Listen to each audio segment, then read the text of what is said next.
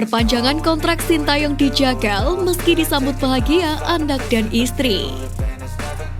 Kabar terkait PSSI yang akan perpanjang kontrak Sintayong rupanya sampai ke media Korea Selatan.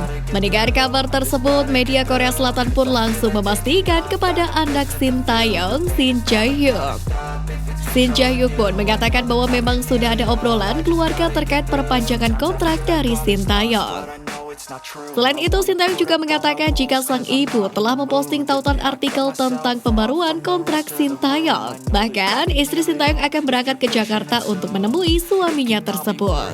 Sudah ada ruang obrolan keluarga dan ibu saya memposting tautan artikel tentang pembaruan kontrak ayah saya.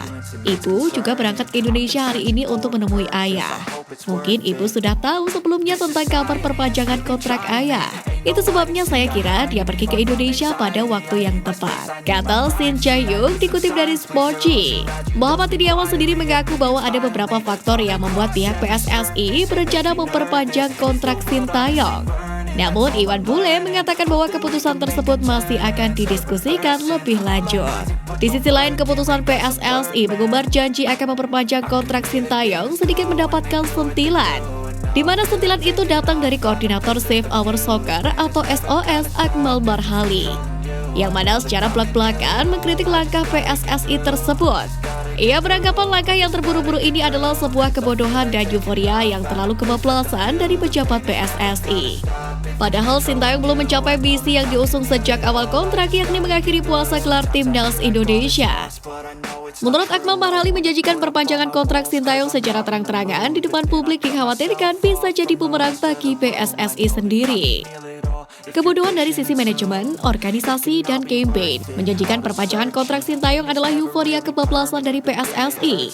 Lebih baik disimpan dulu saja, sambil dinegosiasikan langsung dengan Sintayong, ketimbang diutarakan ke publik. Netizen menekan Sintayong untuk perpanjang, maka PSSI akan memperpanjang. Ini kan secara tidak langsung menguntungkan Sintayong. Belak-belakan Akmal Marhali via MLC. Walau melayangkan kritik pedas kepada PSSI, Akmal Marhali mengatakan alasan yang masuk akal sebab janji perpanjangan kontrak ini bisa sangat merugikan PSSI. Jadi Sintayong bisa minta harga mahal ini kalau dia sukses. Ya, makanya dia bisa minta naik harga. Ini kan bisa menjadi beban juga buat PSSI ke depannya. Belak-belakan Akmal lagi. Bima Sakti tuntut pemain bermental baja, pemain Malaysia was-was. Timnas Indonesia U16 sedang menjalani pemusatan latihan atau TC di Kota Bogor, Jawa Barat sebagai persiapan untuk menghadapi turnamen kualifikasi Piala AFC U17 2023. Tim asuhan Bima Sakti akan bersaing di grup B untuk lolos ke putaran final. Timnas U16 berada dalam satu grup dengan Uni Emirat Arab, Palestina, Malaysia, dan Guam. Skuad Garuda Asia tentunya memiliki kepercayaan diri yang tinggi menyambut kualifikasi ini setelah sebelumnya berhasil meraih gelar juara Piala AFF U16 2022. Selain itu, Iqbal Kwijangge dan kawan-kawan juga akan bermain dengan dukungan penuh dari supporter Indonesia. Karena seluruh pertandingan grup B akan berlangsung di Stadion Pekansari Cibinong, Bogor pada 1 hingga 9 Oktober 2022. Persiapan yang dilakukan oleh Garuda Asia sudah dimulai sejak awal bulan September ketika menggelar TC di Yogyakarta pada 5 September hingga 25 September 2022. Bima Sakti pun berharap bisa kembali membentuk Timnas U16 yang kuat seperti pasukan pesutannya yang sebelumnya sukses menjuarai Piala AFF U16 2022. Sementara itu, tren positif yang diraih oleh Timnas Indonesia sepertinya membuat siapapun yang akan menjadi lawannya dibuat tidak tenang. Tidak terkecuali Timnas Malaysia.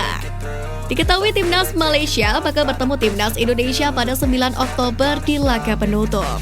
Karena itulah Malaysia sudah pasang target terlebih dahulu sebelum menghadapi Timnas U17 Indonesia. Penyerang andalan Malaysia Muhammad Daniel Madisa mengakui timnya sudah siapkan skenario sebelum menghadapi tuan rumah.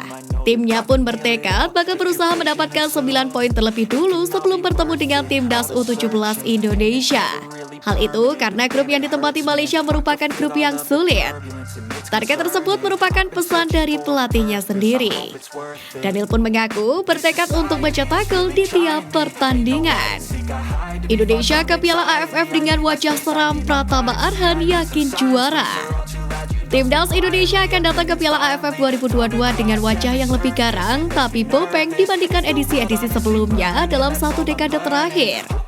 Hal tersebut lantaran Timnas Indonesia akan datang ke Piala AFF 2022 tanpa pertandingan uji coba mendekati turnamen.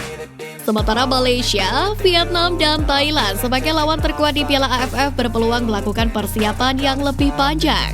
Sementara pelatih Timnas Indonesia Sintayong juga disibukkan dengan persiapan Piala Asia U20 2023 dan Piala Dunia U20 2023, yang mana mengharuskan mengagendakan coach Sintayong dan staf pelatih terbang ke Turki dan Spanyol pada 10 Oktober. Meski begitu, Timnas Indonesia bukan berarti tidak memiliki modal sama sekali. Berhasil menggulung Curaçao yang notabene memiliki peringkat jauh di atas Timnas Indonesia adalah sebuah modal yang sangat positif. Sebab hal tersebut menunjukkan permainan Timnas Indonesia yang sudah semakin membaik. Bahkan bek Timnas Indonesia yang saat ini berkarir di Jepang, Pratama Arhan menilai pemain skuad Garuda mulai kompak meski diisi oleh mayoritas para pemain muda. Dengan penampilan yang apik itu, Pratama Arhan yakin Timnas Indonesia bisa mendapatkan prestasi dalam waktu dekat. Salah satunya menjadi juara di Piala AFF 2022 yang akan berlangsung pada 20 Desember 2022 sampai dengan 16 Januari 2023.